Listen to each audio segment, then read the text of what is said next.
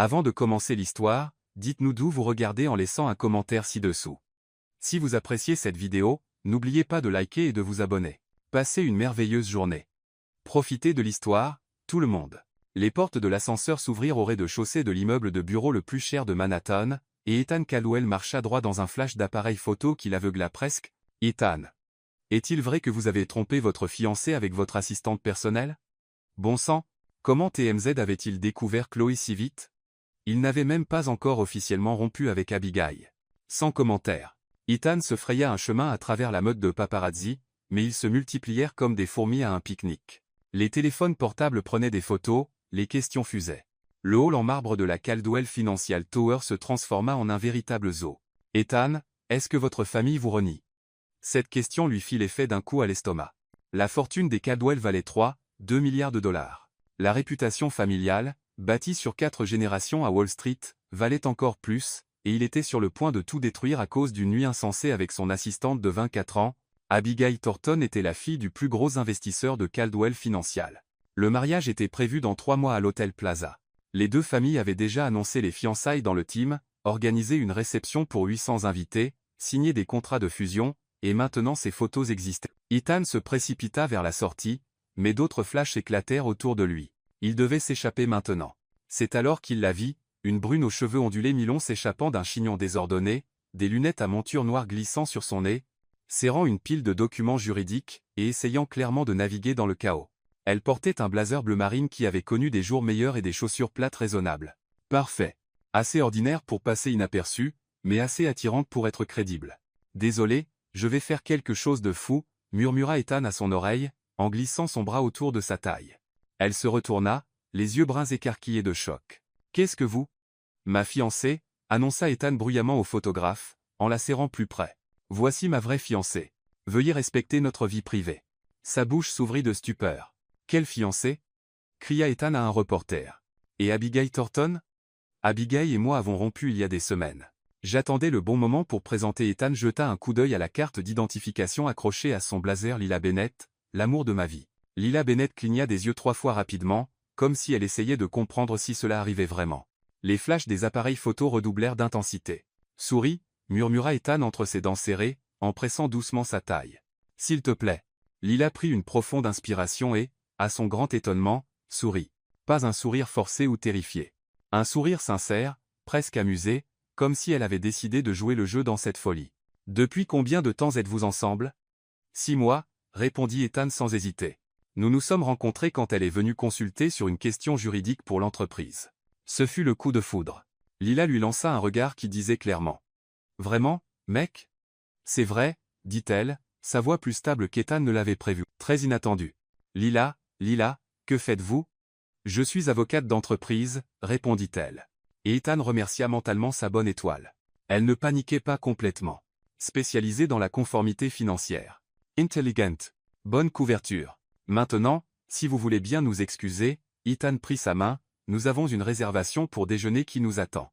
Ils marchèrent ensemble vers la sortie. Les flashs des appareils photo éclatèrent autour d'eux comme des feux d'artifice de paparazzi. Ethan sentit son corps trembler légèrement, mais elle continua à sourire et à marcher avec assurance. Quand ils atteignirent enfin le trottoir, Ethan fit signe à son chauffeur. « Monte dans la voiture », murmura-t-il doucement. « S'il te plaît, je vais tout expliquer. » Lila s'arrêta et le fixa. Pendant un instant, Ethan pensa qu'elle pourrait lui crier dessus, le traiter de fou, s'enfuir. Au lieu de cela, elle demanda « Ça vaut combien pour toi ?» Ethan cligna des yeux. « Quoi? Tu es clairement désespéré. Tu viens de faire de moi ta fausse fiancée devant tous les médias à sensation d'Amérique. » Lila ajusta ses lunettes. « Combien es-tu prêt à payer pour que je ne dise pas la vérité une seconde fois ?» Ethan resta sans voix. Puis il se mit à rire. « Tu es vraiment spécial, Lila Bennett. Et toi, tu es dans de beaux draps, Ethan Caldwell. » Elle monta dans la voiture. « Maintenant, commence à parler et explique d'abord qui est cette Abigail et pourquoi tu couchais avec ton assistante. » La portière claqua, et Ethan réalisa que sa vie venait de devenir infiniment plus compliquée, et bizarrement, il avait hâte de voir la suite. Le pantouse d'Ethan surplombait le chaos tentaculaire de Manhattan. Mais Lila n'était pas impressionnée par la vue. Elle était assise sur son canapé en cuir, les bras croisés, attendant des réponses tandis qu'il faisait les 100 pas comme un tigre en cage. « D'accord, voici la vérité, dit enfin Ethan, passant ses mains dans ses cheveux noirs. Abigail Thornton et moi sommes fiancés depuis 2 ans. Un mariage arrangé. Son père possède 40% de notre plus grande filiale. Un mariage arrangé? Lila haussa un sourcil. On est au 19e siècle ou quoi? Bienvenue dans l'élite américaine, répondit Ethan sèchement. Les Caldwell et les Thornton font des affaires ensemble depuis des décennies. Les mariages chez les justes et la corde. Et l'assistante? La mâchoire d'Ethan se crispa. Chloé, 24 ans, magnifique, et apparemment très douée avec un appareil photo. Il cessa de faire les 100 pas. Écoute, c'était stupide. J'étais ivre, je me sentais piégé, et elle était disponible. Charmant. Lila se leva, lissant son blazer froissé. Eh bien, ça a été instructif, mais j'ai du travail à 2 millions de dollars. Lila se figea, la main sur la poignée de la porte. Pardon? 2 millions de dollars. C'est ce que je te paierai pour être ma fiancée pendant 3 mois. Elle se retourna lentement. Es-tu devenu faux? Probablement. Mais voilà le truc. Si ce scandale éclate, ce n'est pas seulement à propos de moi. 3000 personnes travaillent pour Caldwell Holdings. Le cœur de mon père ne supportera pas un autre événement stressant majeur après sa dernière crise. Le cours de l'action va s'effondrer, emportant les fonds de pension et les comptes de retraite avec lui. Lila étudia son visage. Tu es sérieux? Mortellement sérieux? 3 mois. Tu viens à quelques dîners familiaux, quelques galas de charité, être un week-end dans les Hamptons. Nous annonçons une rupture mutuelle après que les médias passent à autre chose. Et qu'est-ce qui te fait penser que j'ai besoin de 2 millions de dollars? Ethan désigna sa tenue. Sans vouloir t'offenser, ce blazer a connu des jours meilleurs. Tu portes un sac en toile au lieu de cuir de créateur, et tes chaussures sont pratiques, pas à la mode. De plus, tu travailles tard un vendredi soir en conformité d'entreprise. Ce n'est pas vraiment le côté glamour du droit. Les yeux de Lila se plissèrent. Oh, tu es vraiment un privilégié arrogant, n'est-ce pas? Être, mais je suis un privilégié arrogant qui t'offre plus d'argent que tu ne gagneras dans les 10 prochaines années. Elle marcha jusqu'aux fenêtres du sol au plafond, regardant les lumières de la ville. Et ta vraie fiancée, Abigail? Abigail ira bien. Sa famille lui arrangera un autre mariage avantageux d'ici 6 mois. Elle me remerciera probablement de l'avoir libérée. Tu ne l'aimes pas. Ce n'était pas une question. Non, et elle ne m'aime pas. Nous avons été honnêtes là, dessus dès le début. Lila resta silencieuse un long moment. Alors, j'ai des conditions. Le cœur d'Ethan bondit. Tu y penses? Je pense à ne pas appeler tous les magazines à sensation de la ville pour leur dire la vérité. Elle se retourna. Première condition. Je garde mon travail et mon appartement, je ne viens pas vivre ici ou jouer à la maîtresse de maison. D'accord. Deuxième, pas de contact physique au-delà de ce qui est nécessaire pour les photos. Se tenir la main, être un baiser sur la joue pour les caméras. C'est tout. Comprise. Troisième. Je dois approuver toutes les apparitions publiques à l'avance. Pas d'événements surprises, pas de dîners familiaux improvisés à la dernière minute. Houston. Quatrième, la voix de Lila devint sérieuse, si cela affecte négativement ma carrière de quelque manière que ce soit, si je perds des clients, si ma réputation souffre, si je ne peux pas être embauché après la fin de ce cirque, tu me payes 1 million supplémentaire en dommages. Ethan hocha lentement la tête. Tu y as bien réfléchi. Je suis avocate, Ethan. Réfléchir à tout est mon métier. Ella s'approcha de lui. Et une dernière chose, pourquoi moi? Parmi tous ceux dans ce hall, pourquoi m'as-tu choisi? Ethan la regarda, vraiment. Ses cheveux s'échappaient de son chignon en douces vagues autour de son visage. Ses yeux bruns étaient intelligents et défiants. Elle se tenait avec une confiance tranquille malgré la situation impossible dans laquelle elle était prise. Honnêtement, tu avais l'air de quelqu'un en qui je pouvais avoir confiance. C'est soit le meilleur compliment, soit la plus grosse erreur que tu aies jamais faite. Probablement les deux. Ethan tendit. L'amen. Alors, on a un accord, mademoiselle Bennett? Lila fixa sa main un long moment. 2 millions de dollars rembourseraient ses prêts étudiants, les factures médicales de sa mère, et lui donnerait assez de liberté financière pour ouvrir son propre cabinet, mais plus que cela, elle était curieuse. Ethan Caldwell était arrogant et privilégié, mais il y avait quelque chose de sincère dans son désespoir, et honnêtement, toute cette situation était plutôt excitante. Une dernière condition, dit-elle, sans encore prendre sa main. Dis cela. Je veux rencontrer ta famille d'abord. Si je dois faire semblant d'être amoureuse de toi, je dois savoir à quoi m'attendre. Le sourire d'Ethan fut le premier vrai qu'elle vit de lui. Dîner de dimanche. Domaine familial des Caldwell à Greenwich. Attention, ils vont te dévorer toute crue. Qu'ils essaient. Lila lui serra enfin la main. Tu as ta fausse fiancée, Ethan Caldwell. Quand leurs mains se touchèrent, une étincelle électrique passa entre eux. Aucun des deux ne le mentionna, mais aucun ne lâcha immédiatement non plus. Alors, dit Ethan, la voix légèrement plus rauque qu'avant, je suppose qu'on devrait mettre notre histoire au point. Je suppose, oui. Les joues de Lila étaient légèrement roses. Comment exactement sommes-nous tombés amoureux? Les yeux d'Ethan s'assombrirent. Je suis sûr qu'on trouvera quelque chose. À l'extérieur des fenêtres du Penthouse, Manhattan scintillait comme une promesse. Et pour la première fois depuis des mois, Ethan Caldwell sentit qu'il pourrait peut-être réussir ce coup. Il espérait juste ne pas tomber amoureux de sa fausse fiancée dans le processus. Trop tard, il l'était déjà. Le domaine familial des Caldwell à Greenwich ressemblait à une scène de film, des jardins tentaculaires, des fontaines en marbre, et un manoir qui pourrait abriter un petit village. Lila regardait par la fenêtre du côté passager de la Tesla d'Ethan, alors qu'il passait les grilles en fer forgé. « Tu as des doutes ?» demanda Ethan, remarquant son silence. « Je calcule juste combien de paiements de prêts étudiants ce chemin d'accès a coûté. » Elle lissa sa nouvelle robe bleu marine, l'une des 3 qu'Ethan avait insisté pour lui acheter pour les apparitions familiales. « Redis-moi pourquoi ta famille ne verra pas tout de suite à travers ça. » Parce qu'ils veulent y voir clair. Mes fiançailles avec Abigail étaient leur idée, pas la mienne. Si je me rebelle en choisissant ma propre fiancée, ils seront trop occupés à analyser ta valeur nette et tes relations sociales pour remettre en question la chronologie. Restaurant. Ethan se gara dans l'allée circulaire et se tourna vers elle. Écoute, je sais que c'est intimidant, mais souviens-toi, tu es une avocate accomplie qui a obtenu son diplôme summa cum laude à la faculté de droit de NYU. Tu n'as rien à prouver à ces gens. Comment sais-tu que j'ai obtenu summa cum laude? Les joues d'Ethan rougirent légèrement. J'ai peut-être demandé à mon assistante de vérifier ton dossier hier. Bien sûr que tu l'as fait.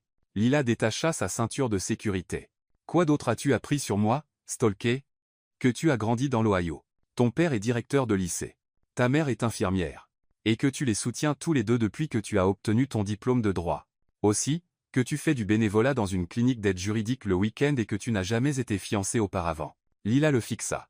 Waouh, complète. J'avais besoin de savoir avec qui je travaillais. Ethan sortit de la voiture et fit le tour pour ouvrir sa portière. À ton tour. Qu'as-tu googlé sur moi? Que tu as 32 ans, diplômé de Harvard Business School, figuré sur la liste Forbes des 30 under 30, et que tu as été photographié avec environ 47 femmes différentes au cours des 5 dernières années, elle accepta la main qu'il lui tendait en sortant. Aucune n'a duré plus de 3 mois. Que kiede, cha semble beojup. J'ai compté. Ethan rit malgré sa nervosité. D'accord, on est quitte. Prête à rencontrer les loups? Lion, loup, décide-toi sur la métaphore du prédateur. La porte d'entrée s'ouvrit avant qu'il ne puisse frapper, révélant une femme dans la cinquantaine avec des cheveux argentés parfaitement coiffés et un sourire qui pouvait trancher du verre. Ethan, chérie, elle embrassa l'air près de ses 2 joues. Et tu dois être la mystérieuse Lila dont on parle. Maman, voici Lila Bennett. Lila, ma mère, Margaret Caldwell. Enchantée de vous rencontrer, Madame Caldwell. Lila tendit la main, mais Margaret la tira dans une étreinte inattendue. Oh, s'il te plaît, appelle-moi Margaret. Toute personne capable de dompter mon fils mérite de sauter les formalités. Margaret la tint à bout de bras, étudiant son visage. Tu es encore plus jolie que sur les photos. Cette structure osseuse est une ascendance d'Europe de l'Est? Allemande et irlandaise, en fait, bon matériel génétique. Maman, prévint Ethan. Quoi? Je dis juste qu'elle a de bons gènes. Margaret passa son bras sous celui de Lila. Viens, tout le monde a hâte de te rencontrer. Attention, la sœur d'Ethan, Olivia, est là avec son mari, et elle est insupportable depuis que les photos de fiançailles sont devenues virales. Ils entrèrent dans un salon qui pourrait accueillir un petit mariage, où une douzaine de personnes étaient rassemblées autour de ce qui semblait être un chariot à boissons coûtant plus que le salaire annuel de Lila. Tout le monde, annonça Margaret, Ethan a amené sa future épouse. Une femme blonde qui ressemblait à la jumelle féminine d'Ethan se précipita, une flûte de champagne à la main. Lila, enfin. Je suis Olivia, la sœur infiniment plus attirante d'Ethan. Ravi de vous rencontrer, Olivia. Raconte-moi tout. Comment vous êtes-vous rencontrés? Quand as-tu su qu'il était le bon? Était-ce le coup de foudre, ou a-t-il dû t'user avec son charme minimal? Olivia, dit Ethan, en glissant son bras autour de la taille de Lila, laisse-la respirer. Mais Lila souriait déjà. En fait, il était plutôt persistant. Je pensais qu'il n'était qu'un autre riche prétentieux essayant d'acheter mes faveurs. Et qu'est-ce qui t'a fait changer d'avis? Cette question venait d'un homme plus âgé qui devait être le père d'Ethan. Même cheveux noirs, mêmes yeux verts intenses, même présence imposante. Il m'a surprise, dit Lila, levant les yeux vers Ethan avec une expression mi-sincère, mi-jeu d'actrice. Il n'est pas celui que je pensais. Le bras d'Ethan se resserra autour de sa taille, et elle capta quelque chose de vulnérable dans son expression avant qu'il ne détourne le regard. Eh bien, le père d'Ethan s'approcha, tendant la main. Je suis William Caldwell. Bienvenue dans la famille. Lila. Mercy, M. Caldwell. Bien que je doive mentionner qu'Ethan et moi prenons notre temps. Nous n'avons pas encore fixé de date pour le mariage. Fele intelligent. William hocha la tête avec approbation. Ethan a toujours été impulsif. Content de voir qu'il a trouvé quelqu'un de sensé. Et, protesta Ethan, mais il souriait. L'heure suivante fut un cours magistral d'interrogatoire de haute société déguisé en conversation polie. Lila répondit aux questions sur sa famille comme c'est rafraîchissant, de vraies valeurs de classe moyenne, sa carrière, conformité d'entreprise, tellement pratique, et ses intentions avec Ethan, je veux juste qu'il soit heureux, avec l'habileté d'une diplomate chevronnée. Ce fut Olivia qui posa finalement la question que Lila redoutait. Alors, combien de temps avez-vous dit que vous étiez ensemble? 6 mois, répondit Ethan rapidement. Intéressant. Le sourire d'Olivia était aiguisé. Parce que j'ai déjeuné avec Abigail Thornton il y a 3 semaines. Et elle a mentionné que vous étiez revenu d'un week-end romantique à Napa. La pièce devint silencieuse. Lila sentit Ethan se tendre à ses côtés. Olivia, dit Margaret en guise d'avertissement. Quoi? Je suis juste curieuse de la chronologie. Je veux dire, si Ethan et Lila sont ensemble depuis 6 mois, ça voudrait dire qu'il a trompé Abigail, ce qui ne ressemble pas du tout à notre Ethan. Lila sentit tous les regards sur elle. C'était le moment où tout leur stratagème pouvait s'effondrer. Au lieu de cela, elle rit. Tu sais quoi, Olivia? Tu as absolument raison de questionner la chronologie. Lila se tourna vers Ethan, son expression soudain sérieuse. Je pense qu'il est temps qu'on leur dise la vérité. Le visage d'Ethan pâlit. Lila, tu n'as pas assis, je dois. Elle regarda autour de la pièce, toutes les têtes expectantes. La vérité, c'est qu'Ethan et moi nous sommes rencontrés il y a 6 mois. Oui, mais nous étions tous les deux avec d'autres personnes. Je voyais quelqu'un à Chicago, et Ethan était avec Abigail. Nous avons essayé de rester éloignés l'un de l'autre. Vraiment. Elle tendit la main vers celle d'Ethan. Mais certaines choses sont juste inévitables, vous savez. Nous nous croisions sans cesse à des événements professionnels, des conférences. Chaque fois que nous parlions, il était de plus en plus difficile de prétendre qu'il n'y avait rien. Mon Dieu, zoufla Margaret. Nous nous sommes finalement embrassés il y a 3 semaines à un cocktail d'un cabinet d'avocats à Midtown, et Ethan a rompu avec Abigail le lendemain. Lila regarda directement Olivia. Donc, oui, techniquement, il y a eu un chevauchement, et oui, ça fait de nous des personnes terribles, mais je n'ai jamais ressenti ça pour qui que ce soit auparavant. La pièce était complètement silencieuse. Puis William Caldwell commença à applaudir lentement. Brillant, dit-il, rayonnant à Lila. Absolument brillant.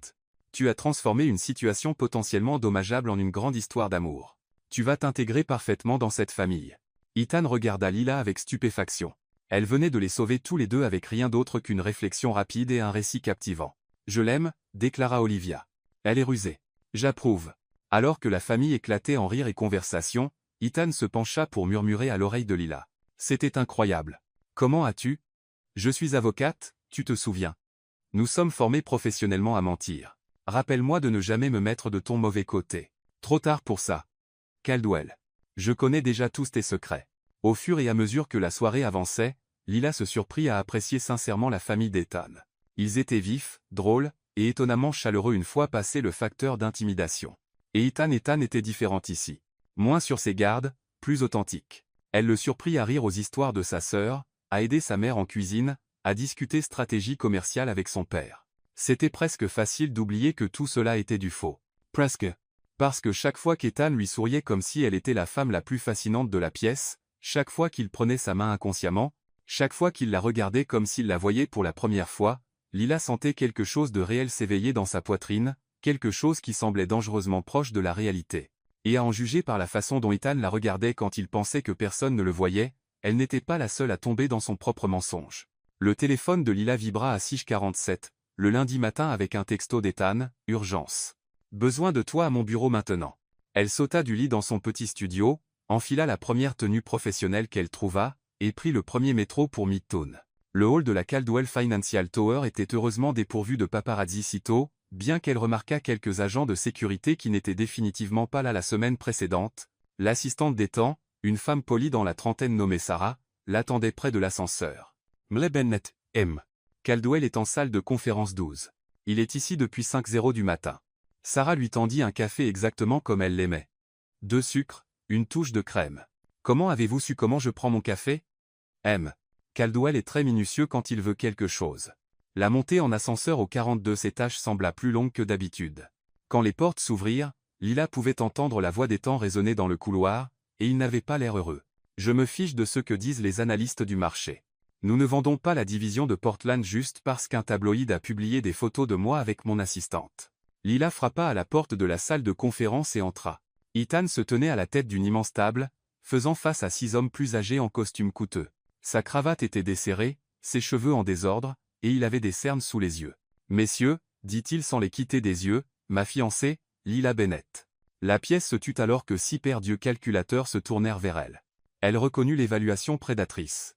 C'étaient les membres du conseil, et ils décidaient si elle était un atout ou un handicap. « Mademoiselle Bennett, dit un homme aux cheveux argentés à l'autre bout de la table. Je suis Victor Langston, président du conseil. Nous discutions justement de l'impact de vos soudaines fiançailles sur notre cours de bourse. »« Impact comment ?» demanda Lila, prenant le siège qu'Ethan lui avait tiré. « Nous avons chuté de 12% depuis que ces photographies ont émergé, dit un autre membre du conseil, un homme mince avec des lunettes à monture métallique. La fusion avec Thornton Industries est en attente. Nos plus grands investisseurs institutionnels s'inquiètent de la stabilité du leadership. » La mâchoire d'Ethan se crispa. La fusion dépendait de mon mariage avec Abigail Thornton, qui a toujours été un arrangement commercial. Maintenant que j'ai trouvé le véritable l'amour interrompit Langston. Ça ne paie pas de dividendes, Ethan. Votre père a construit cette entreprise sur des alliances stratégiques, pas sur des impulsions romantiques. Lila sentit la main d'Ethan se serrer en poing sous la table. Sans réfléchir, elle tendit la main et la posa sur la sienne. « M. Langston, dit-elle calmement, avec tout le respect que je vous dois, je pense que vous regardez cela à l'envers. » Tous les regards dans la pièce se concentrèrent sur elle. Ethan serra sa main. Était-ce un avertissement ou un encouragement? Elle ne pouvait le dire. « À l'inverse. Comment ?» demanda Langston. « Vous traitez la vie personnelle d'Ethan comme un handicap au lieu d'un atout. Mais pensez-y. Quelle est l'histoire ici? Un jeune PDG se libère d'un mariage arrangé pour suivre son cœur. Il choisit l'amour plutôt que l'argent. C'est romantique. C'est authentique. C'est exactement ce que les consommateurs veulent de leur marque en ce moment. » Elle se leva, libérant sa main de celle d'Ethan et marcha jusqu'au tableau blanc à l'avant de la pièce. Caldwell Financial a toujours été perçu comme une vieille fortune, traditionnelle, être un peu guindée. Elle dessina une chronologie sur le tableau. Mais maintenant, vous avez une histoire d'amour. Ethan Caldwell, le prince Retiski a choisi l'avocate intelligente de la classe moyenne plutôt que la princesse de la haute société. Serrez la table. C'est aspirationnel. Vous voulez qu'on transforme la vie amoureuse d'Ethan en campagne marketing? Demanda un autre membre du conseil, semblant scandalisé. Je veux que vous contrôliez le récit au lieu de le laisser vous contrôler. Lila se tourna pour leur faire face. En ce moment, vous êtes en mode crise, à vous défendre contre la presse négative. Mais si vous passiez à l'offensive? Et si les fiançailles d'Ethan avec moi devenaient l'histoire de l'évolution de Caldwell Financial? Valeurs traditionnelles, amour moderne, vieille fortune, nouvelle pensée. Ethan la regardait comme s'il ne l'avait jamais vue auparavant. La fusion avec Thornton était toujours risquée, poursuivit Lila. Vous misiez essentiellement l'avenir de l'entreprise sur une seule alliance familiale, mais la diversification est plus forte que la consolidation. Au lieu d'une fusion massive, pourquoi ne pas poursuivre plusieurs partenariats plus petits? Montrez aux investisseurs que Caldwell Financial est agile, innovant, non dépendant d'une seule relation. Langston se pencha en arrière dans son siège. Et vous pensez que le marché va acheter cette histoire d'amour? Je pense que le marché achète la confiance, et en ce moment, vous agissez tous comme si Ethan avait fait une erreur au lieu d'un pivot stratégique. Lila referma le marqueur et retourna à son siège. Mais ce n'est que mon avis. Je ne suis qu'une avocate qui est tombée amoureuse de votre PDG. La pièce resta silencieuse un long moment. Puis Langston commença à glousser. Ethan, votre fiancée est soit brillante, soit complètement folle. Les deux, dit Ethan, les yeux toujours fixés sur le visage de Lila. Définitivement les deux. D'accord, mademoiselle Bennett, vous avez notre attention. Que proposez-vous exactement? Pendant les 2 heures suivantes, Lila se retrouva à diriger une réunion du conseil d'une des plus grandes firmes financières de Manhattan. Elle présenta une stratégie de relations publiques complète, suggéra des opportunités de partenariats alternatifs, et proposa une chronologie pour réhabiliter l'image publique d'Ethan. Quand les membres du conseil sortirent, ils semblaient prudemment optimistes plutôt que paniqués. Nous nous réunirons à nouveau jeudi pour discuter de la mise en œuvre, dit Langston, serrant la main de Lila. Ethan, vous devriez être mettre cette femme sur votre payroll. Elle vient de vous épargner environ 50 millions de dollars en valeur boursière. Quand ils furent seuls, Ethan s'effondra dans son siège et passa ses mains dans ses cheveux. D'où vient, cha? Demanda-t-il. Koi? Cha. La brillance en salle de réunion, la pensée stratégique, la façon dont tu as pris le contrôle de toute la pièce. Ethan leva les yeux vers elle. Tu cachais tes talents, n'est-ce pas? Lila sentit la chaleur monter à ses joues. Je t'ai dit que j'étais bonne dans mon travail. Bonne, Lila? C'était magistral. Tu viens de transformer une crise d'entreprise en une opportunité de croissance en 2 heures. Ethan se leva et s'approcha d'elle alors qu'elle ramassait ses notes. Pourquoi gâches-tu ton talent dans le travail de conformité? Ça paie les factures. Apine. J'ai vu ton salaire dans ce dossier. Ethan s'approcha plus près. Tu devrais diriger ton propre cabinet.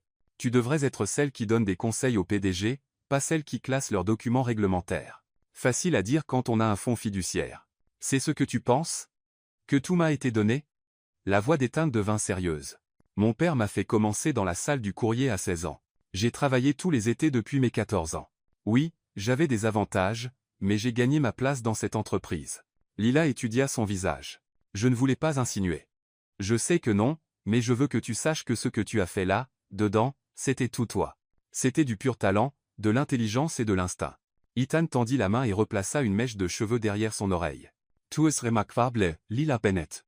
Son toucher était doux, presque révérencieux, et Lila sentit son cœur s'emballer. C'était censé être faux. C'était censé être du business, alors pourquoi ça semblait si réel? Ethan, murmura-t-elle. Je sais, dit-il, son pouce traçant le long de sa pommette. Je sais que c'est censé être du faux, mais là, en ce moment, son téléphone vibra bruyamment, brisant le charme. Ethan recula, s'éclaircissant la gorge en vérifiant le message. C'est Sarah. Le Times veut une déclaration sur nos fiançailles. Et Page 6 publie des photos du dîner de dimanche avec des légendes spéculant sur les dates du mariage. La réalité revint en force. Gestia. Les fausses fiançailles. J'avais presque oublié. Mais Ethan la regardait toujours comme si elle était l'énigme la plus fascinante qu'il ait jamais rencontrée. Tu avais oublié? Je veux dire avant que Lila ne puisse répondre, la voix de Sarah retentit dans l'interphone. M. Caldwell, vous avez l'appel avec Thornton Industries dans 5 minutes, et le bureau de Maloel Bennett a appelé. Elle a une réunion avec un client à 14h00. D'accord, dit Ethan, sans s'éloigner d'elle. Retour à la réalité. Retour à la réalité, répéta Lila. Mais en ramassant ses affaires pour partir, elle capta le reflet d'Ethan dans la fenêtre de la salle de conférence. Il la regardait avec une expression qu'elle ne pouvait pas tout à fait lire. Partie admiration, partie confusion, et partie quelque chose qui ressemblait dangereusement à du désir. À l'ascenseur, Ethan attrapa sa main. Lila, attends. Quoi? Ce soir, il y a un gala de charité au Metropolitan Museum. Cravate noire, full huppé. Exactement le genre d'événement où nous devons être vus ensemble. Son pouce caressa ses jointures. Viendras-tu avec moi? Ça fait partie de l'arrangement? Ethan resta silencieux un moment. Honnêtement, je ne sais plus. Les portes de l'ascenseur s'ouvrirent, et Lila entra. Alors qu'elle commençait à se fermer, elle le regarda. Viens me chercher à 10 à 9h. Dit-elle. Et Ethan, porte le smoking bleu marine. Il fait ressortir tes yeux. Les portes se fermèrent sur le sourire surpris d'Ethan, et Lila s'appuya contre la paroi de l'ascenseur, le cœur battant. Elle était dans de beaux draps, car quelque part entre la brillance en salle de réunion et le doux contact sur sa joue, entre les fausses fiançailles et l'attirance réelle, Lila Bennett, tombait amoureuse d'Ethan Caldwell. Et à en juger par la façon dont il l'avait regardée, le sentiment était réciproque. Mais les fausses fiançailles étaient censées rester fausses. C'était tout l'objectif, non? Alors que l'ascenseur descendait vers le hall, Lila aperçut son reflet dans les portes polies. Ses joues étaient roses, ses yeux brillants, ses lèvres dessinaient un sourire qu'elle ne pouvait réprimer. Elle ressemblait à une femme amoureuse, ce qu'elle était précisément censée être. Le problème était qu'elle commençait à penser que ce n'était être plus un jeu. Lila se regardait dans le miroir en pied du vestiaire de la boutique, peinant à reconnaître la femme qui lui faisait face. La robe bleu nuit qu'Ethan avait insisté pour lui acheter épousait parfaitement ses courbes, le tissu de soie coulant comme une lumière d'étoile liquide, le décolleté était élégant mais pas révélateur. Le dos plongeait juste assez pour être intrigant, et la couleur faisait ressortir ses yeux bruns presque dorés. Vous êtes absolument magnifique, dit Clara, l'acheteuse personnelle qu'Ethan avait réussi à organiser en 4 heures. M. Caldwell a un goût excellent. Il ne lésine certainement pas sur les dépenses, murmura Lila, passant ses mains sur le tissu de créateur. Cette robe coûte probablement plus que ce que je gagne en un mois. Il était pris, dit Clara avec la confiance de quelqu'un qui habille les épouses d'hommes puissants depuis 30 ans. J'ai déjà travaillé avec M. Caldwell, pour des petites amies précédentes, des événements familiaux, il n'a jamais appelé personnellement pour s'assurer que chaque détail était parfait. Il n'a jamais demandé spécifiquement des bijoux qui mettraient en valeur la couleur des yeux de quelqu'un. Le cœur de Lila fit un petit bond. Il a demandé pour la couleur de mes yeux? Brune dorée avec des éclats verts, a-t-il dit? Il voulait que tous les mettent en valeur. Clara attacha un collier de diamants délicats autour du cou de Lila. Des boucles d'oreilles assorties. Et elle tendit un bracelet qui captait la lumière comme des étoiles capturées.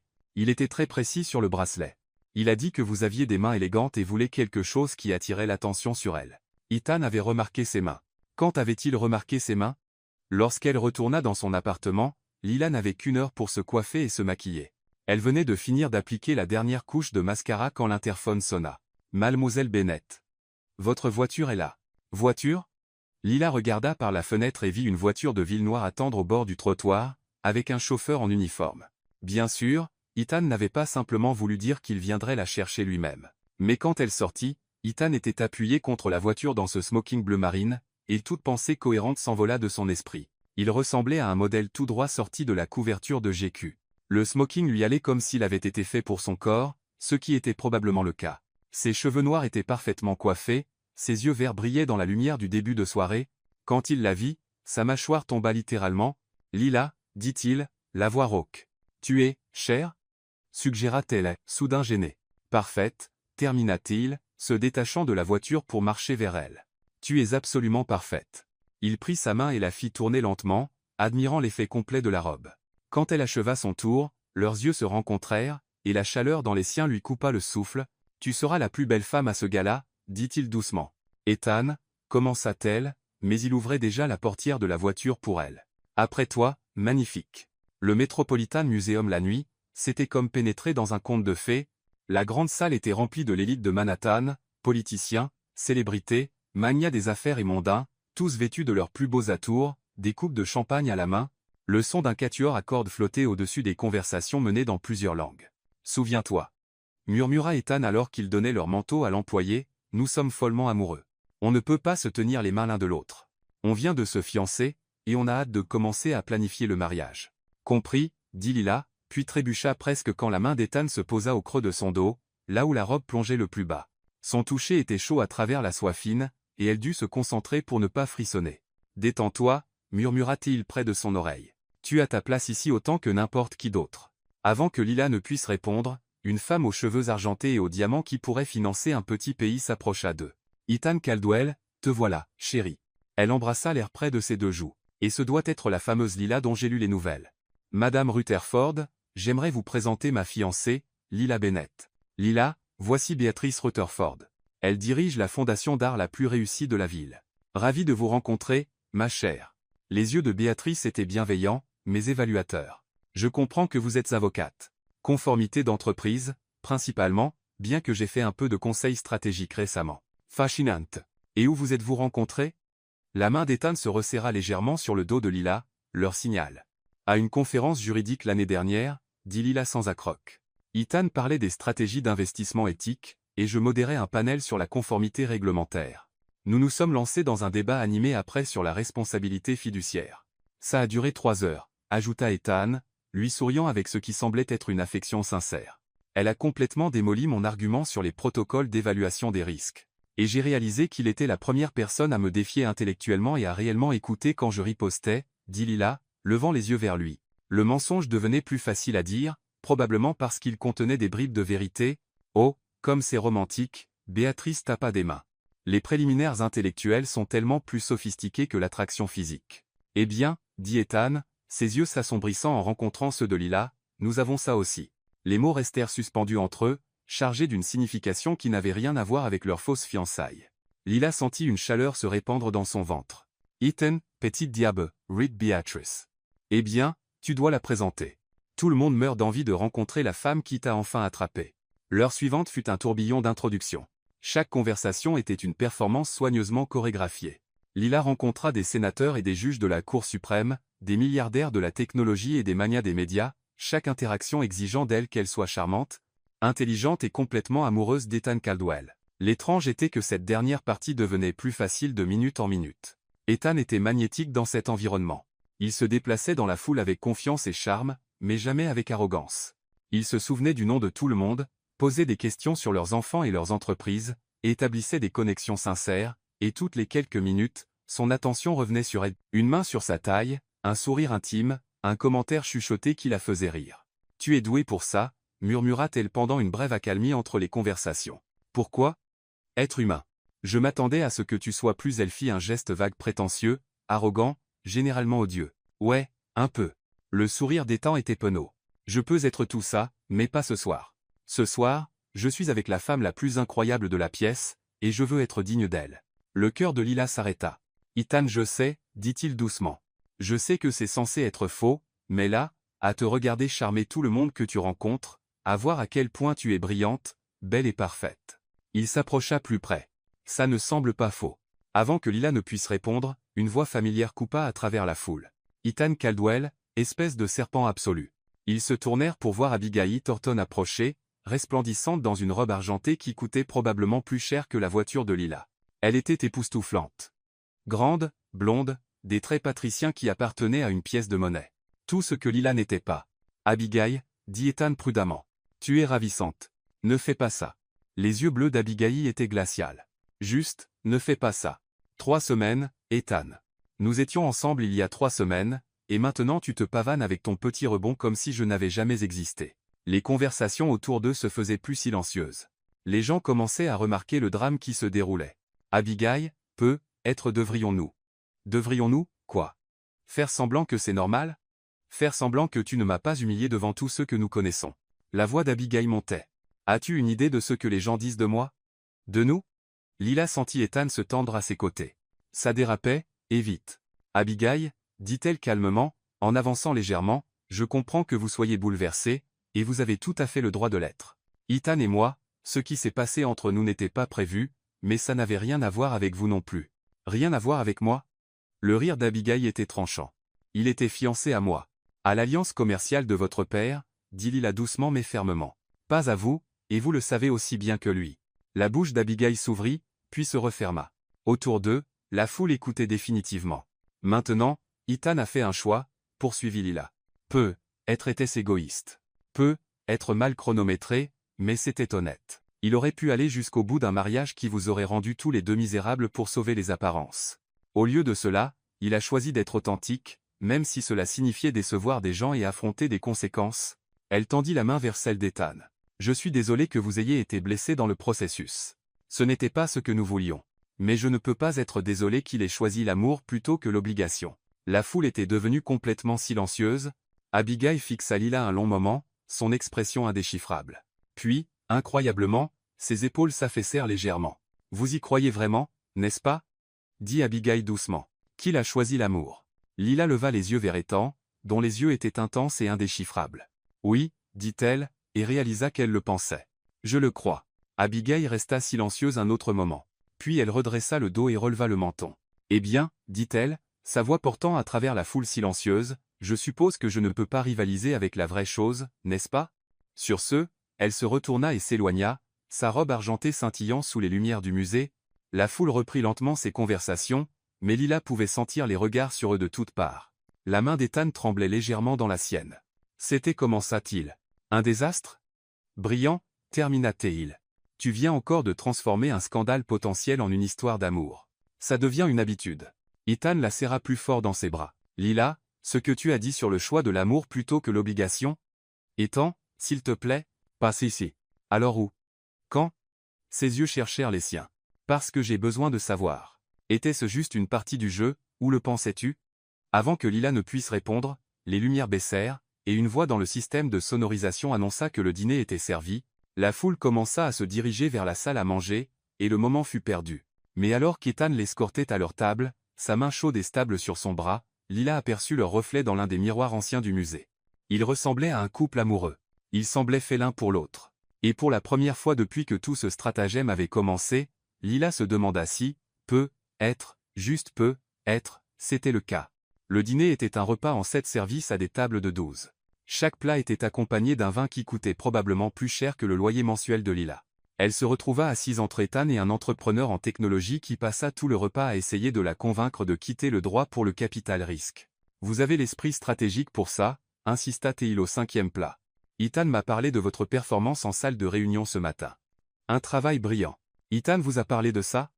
Lila jeta un coup d'œil à Ethan, qui était plongé dans une conversation avec la femme à sa gauche, mais écoutait clairement.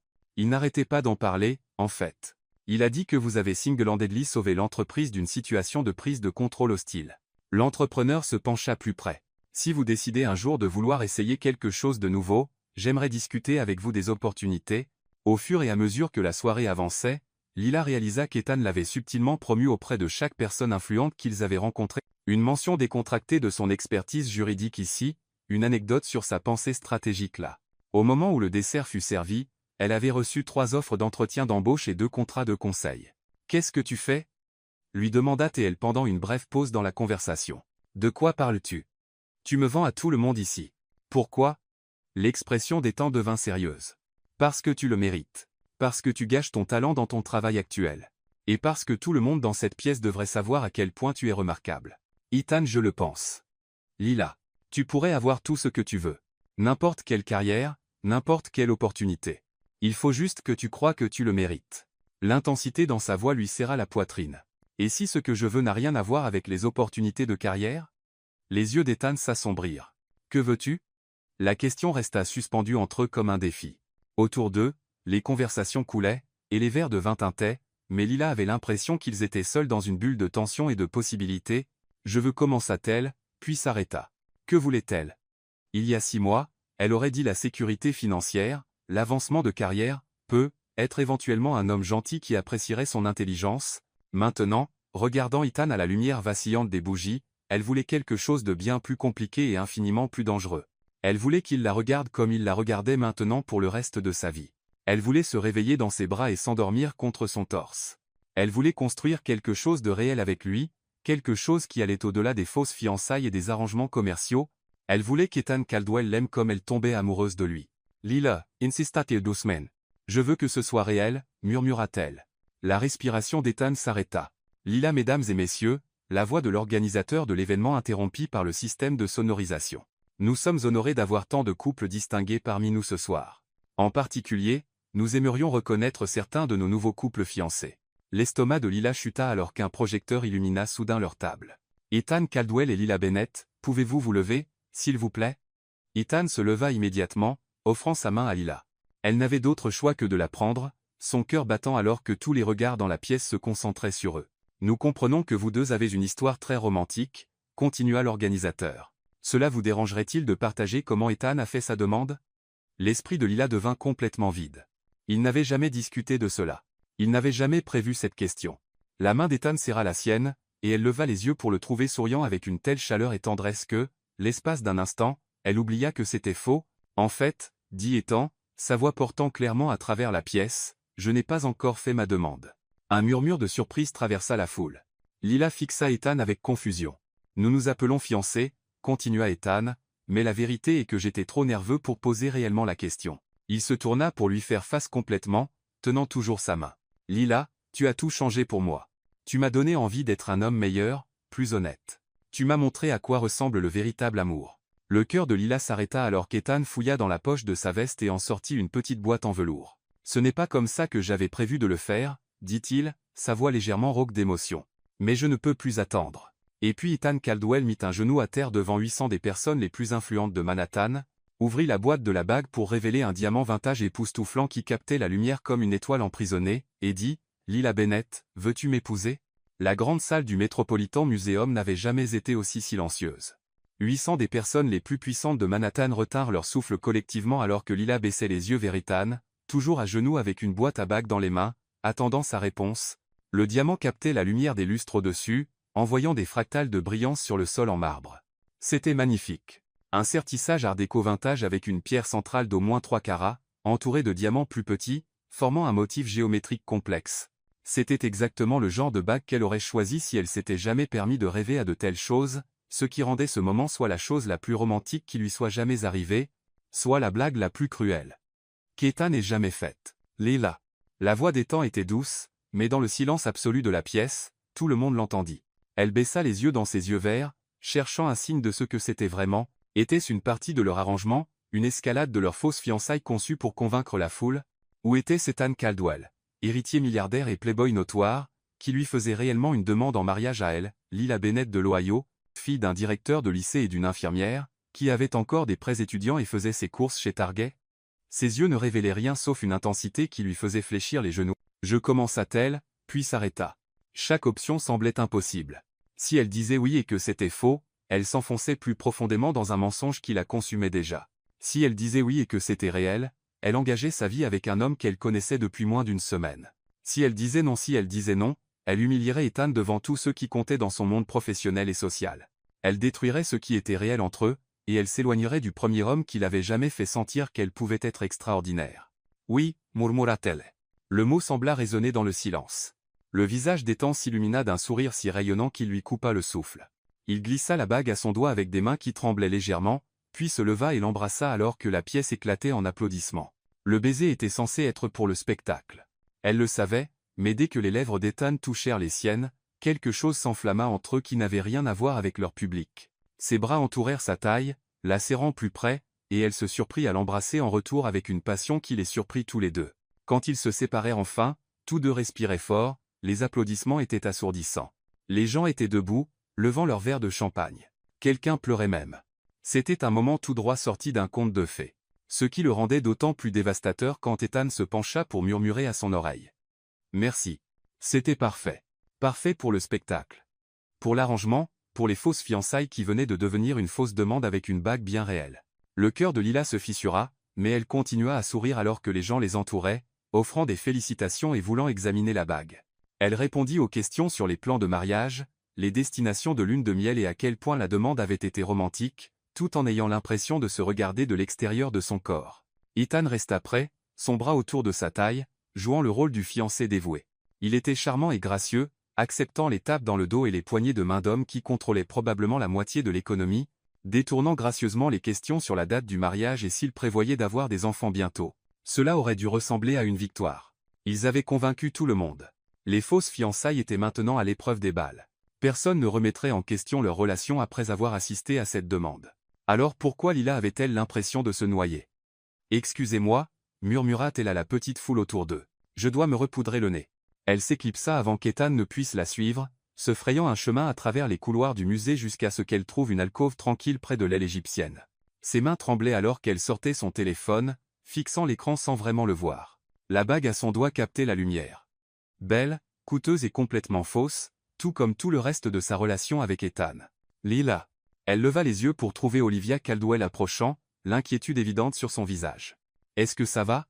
Tu as l'air un peu pâle. Ça va? Dit Lila automatiquement. Juste submergée. Ça a été toute une soirée.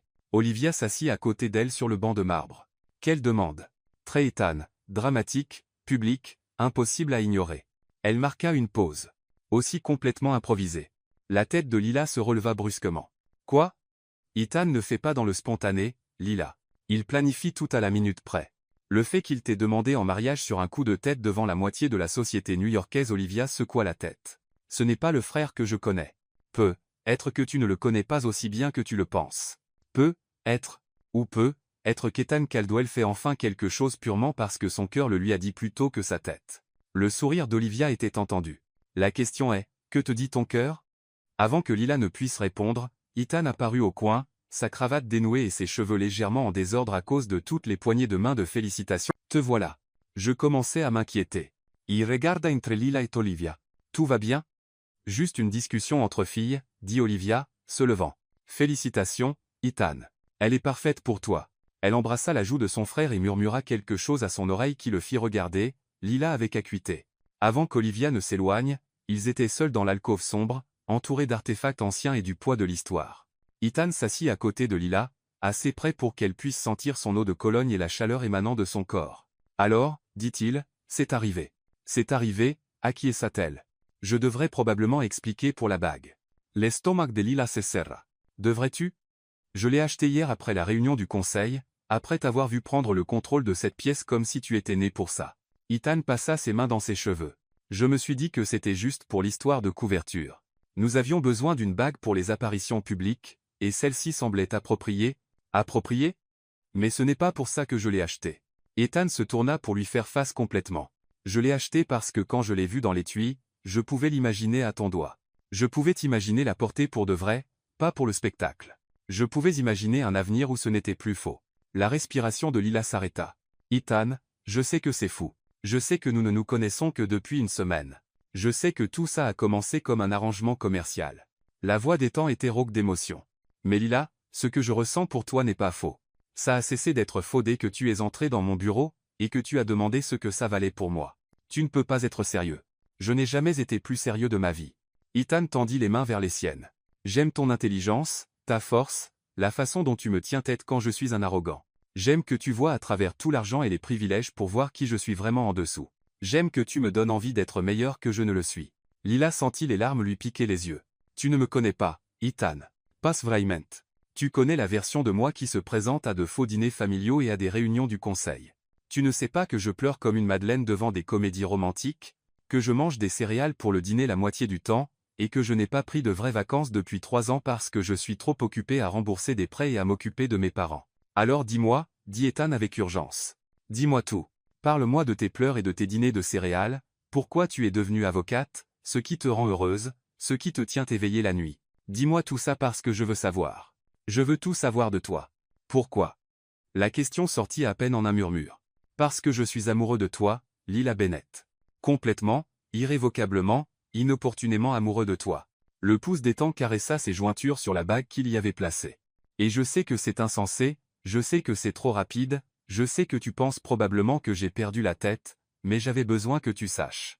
J'avais besoin de te dire avant que ça n'aille plus loin que pour moi, ça a cessé d'être faux dès que je t'ai embrassé devant ces caméras. Lila le fixa, son cœur battant contre ses côtes. Ethan, tu n'as pas à dire quoi que ce soit. Je sais que ça complique tout. Je sais que tu as signé pour un arrangement commercial, pas pour ça. Le sourire d'Ethan était penaud. Mais je devais te dire la vérité. Tu mérites de savoir que quand je t'ai demandé en mariage là, dedans, je le pensais. Tu le pensais. Chaque mot, chaque promesse, chaque vœu que je ferais à l'autel de ton choix. Les yeux d'Ethan étaient intenses, inébranlables. Je sais que je demande tout alors que je n'ai pas gagné le droit de demander quoi que ce soit. Je sais que je te fais probablement peur. Mais Lila, s'il y a ne serait-ce qu'une chance que tu ressentes quelque chose de réel pour moi aussi, Lila sentit les larmes couler. Ethan, j'ai peur de moi, de ça, de ce que je ressens pour toi, de la vitesse à laquelle ça arrive. Elle essuya ses joues avec sa main libre. Il y a une semaine, j'étais une avocate sans importance remplissant des rapports de conformité et mangeant des nouilles ramen pour le déjeuner. Maintenant, je porte une robe de créateur et une bague en diamant qui vaut plus que mon appartement, et le célibataire le plus convoité de Manhattan me dit qu'il m'aime. Ça ne semble pas réel. C'est réel, Lila. C'est réel. Ethan prit son visage dans ses mains. Tu n'es pas une personne sans importance. Tu ne l'as jamais été. Tu es brillante, belle et courageuse. Et tu mérites tout ce que ce monde a de meilleur à offrir, y compris l'amour. Surtout l'amour. Je ne sais pas comment faire ça, murmura-t-elle. Je ne sais pas comment être le genre de femme qui appartient à ton monde. Tu n'as pas à devenir quelqu'un d'autre. Tu es parfaite telle que tu es. La voix d'Ethan était féroce. Et ce n'est pas mon monde. Lila. C'est notre monde si tu veux qu'il le soit. Mais et si je gâche tout? Et si je ne suis pas assez? Tu es tout, dit Ethan simplement. Tu es absolument tout. Lila regarda dans ses yeux et n'y vit aucune tromperie. Pas de calcul, pas de manipulation. Juste de l'amour. Pur, écrasant, terrifiant amour. Je t'aime aussi, murmura-t-elle, et regarda le visage d'Ethan se transformer de joie. Je tombe amoureuse de toi depuis ce premier jour, et ça me terrifie parce que je n'ai jamais pensé que je pourrais avoir ça. Je n'ai jamais pensé que quelqu'un comme toi pourrait aimer quelqu'un comme moi. Quelqu'un comme moi? Le rire d'Ethan était incrédule. Lila, je suis l'homme le plus chanceux du monde, que tu envisages même cela, que tu sois prête à tenter ta chance avec moi. Es-tu sûr de ça? Vraiment sûr? Parce que si nous faisons ça, si nous rendons ça réel, il n'y a pas de retour en arrière. Je n'ai jamais été plus sûr de quoi que ce soit. Le pouce d'Ethan essuya ses larmes. Yetime, Lila Bennett. Veux-tu m'épouser pour de vrai cette fois? Lila baissa les yeux sur la bague à son doigt, puis releva les yeux vers le visage plein d'espoir d'Ethan. Au loin, elle pouvait entendre les sons du gala continuer, rire, musique et le tintement des verres de champagne. Le monde continuait autour d'eux. Mais en ce moment, dans cette alcôve ancienne entourée d'artefacts de civilisation disparus depuis longtemps, on aurait dit qu'ils étaient les deux seules personnes dans l'univers. Oui, dit-elle, et cette fois, elle le pensait de tout son être. Oui, Ethan Caldwell, je t'épouserai. Le baiser d'Ethan avait le goût du champagne, des promesses et de l'éternité. Quand ils se séparèrent enfin, tous deux pleuraient et riaient en même temps. Alors, dit Lila, essuyant ses larmes avec son pouce, je suppose qu'on devrait aller dire à tout le monde que les fiançailles sont toujours d'actualité. En fait, dit Ethan, la serrant plus près, j'ai une meilleure idée. Que dirais-tu de zapper le reste du gala et d'aller quelque part où nous pouvons parler de notre véritable avenir, notre véritable mariage, notre véritable vie ensemble? Ethan Caldwell, suggères-tu qu'on abandonne ton propre gala de charité? Je suggère qu'on commence notre véritable histoire d'amour. Ethan se leva et lui tendit la main. Qu'en dis-tu, future Madame Caldwell? Lila prit sa main et le laissa la tirer sur ses pieds. La bague à son doigt captait la lumière, mais maintenant, au lieu de sembler un beau mensonge, elle semblait une promesse. Je dis, sortons d'ici. Ils s'échappèrent du musée par une sortie latérale, le chauffeur d'étang attendant comme s'il savait qu'il voudrait s'échapper. Alors que la voiture de ville s'éloignait du mai, Lila se blottit contre Ethan, la tête sur son épaule, regardant les lumières de la ville défiler à la fenêtre. Où allons-nous? Demanda-t-il. Quelque part où nous pouvons être nous-mêmes. Pas de caméra, pas de public, pas de performance. Les bras d'Ethan se resserrèrent autour d'elle. Juste nous, répéta Lila, émerveillée par la perfection de ce son. 20 minutes plus tard, ils étaient assis sur le sol du penthouse d'Ethan, toujours en tenue de soirée, mais avec leurs chaussures enlevées, partageant de la nourriture chinoise à emporter directement des contenants, et planifiant leur véritable mariage.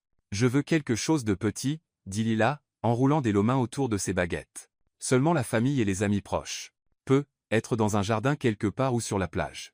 Tout ce que tu veux, acquiesça Ethan immédiatement. Bien que je dois te prévenir, ma mère essaiera d'en faire un spectacle mondain avec 500 invités et des sculptures de glace. Ta mère semble adorable, en fait. Intimidante, mais adorable. Elle t'aimera encore plus quand elle réalisera que c'est réel. Elle attend depuis des années que je trouve quelqu'un qui me défie. Ethan tendit la main pour replacer une mèche de cheveux derrière son oreille. En parlant de ça, que va-t-on dire à tout le monde à propos de la chronologie? De comment tout ça a vraiment commencé? Lila réfléchit. La vérité, pour la plupart. Nous nous sommes rencontrés quand tu avais besoin d'aide avec un problème. Ça a commencé comme un arrangement commercial, mais nous sommes tombés amoureux pour de vrai. Penses-tu qu'ils y croiront? Olivia suspecte déjà quelque chose. Ta sœur est effrayante de perspicacité. Elle tient ça de notre mère. Les femmes Caldwell sont dangereuses de cette manière. Le sourire d'Ethan était doux. Tu t'intégras parfaitement. Ils parlèrent jusqu'à l'aube, partageant des histoires de leur enfance, leurs rêves pour l'avenir, leurs peurs et espoirs et tout ce qui se trouve entre les deux. Quand le soleil se leva sur Manhattan, Lila avait l'impression d'avoir connu Ethan toute sa vie. Je devrais probablement rentrer chez moi pour me changer, dit-elle à contre-cœur. Je dois travailler demain. Aujourd'hui, en fait. Prends la journée. Prends la semaine. Prends le reste de ta vie si tu veux. Épouser un milliardaire a ses avantages. Ethan Caldwell, je ne vais pas quitter mon travail juste parce que je t'épouse. J'ai trop travaillé pour arriver où je suis. Je sais. C'est une des choses que j'aime le plus chez toi. Ethan la serra plus près. Mais être envisagé le travail de conseil dont Sarah a parlé, ou ouvrir ton propre cabinet. Tu es trop talentueuse pour passer ta vie dans la conformité. On verra, dit Lila. Mais elle pensait déjà aux possibilités. Avec les connexions d'Ethan et ses compétences, elle pourrait construire quelque chose d'incroyable. Je t'aime, dit soudain Ethan, comme si les mots venaient juste de lui revenir à l'esprit. Je t'aime aussi, répondit Lila, émerveillée par la naturalité de le dire. Plus tard, alors que le chauffeur d'Ethan la ramenait dans son petit studio, Lila regardait la ville qu'elle appelait chez elle depuis 5 ans, mais à laquelle elle n'avait jamais vraiment appartenu. Maintenant, avec la bague d'Ethan à son doigt et l'amour dans son cœur, tout semblait différent, plus lumineux, plein de possibilités. Son téléphone vibra avec un texto d'un numéro inconnu. Félicitations pour vos fiançailles. Nous aimerions présenter votre histoire d'amour dans le numéro du mois prochain. Veuillez appeler pour en discuter. Vanessa Chen, rédactrice en chef, New York Magazine. Lila rit et montra le texto à Ethan, lorsqu'il appela 1 heure plus tard. Nos fausses fiançailles sont sur le point de devenir une véritable histoire d'amour très publique, lui dit-elle. Tant mieux. Répondit Ethan. Je veux que le monde entier sache qu'Ethan Caldwell est complètement, désespérément, sincèrement amoureux de Lila Bennett. Et que Lila Bennett est complètement, désespérément, sincèrement amoureuse d'Ethan Caldwell, ajouta TL. Ça, dit Ethan, c'est le genre d'histoire que je veux raconter. 6 mois plus tard, Lila marcha dans l'allée d'un jardin dans les Hamptons, son père à son bras et des larmes de joie dans les yeux. Ethan l'attendait devant un hôtel couvert de roses blanches, incroyablement élégant dans son smoking de mariage, et totalement submergé d'amour. La liste des invités était exactement comme elle l'avait voulu, petite, intime, remplie de personnes qui comptaient vraiment pour eux.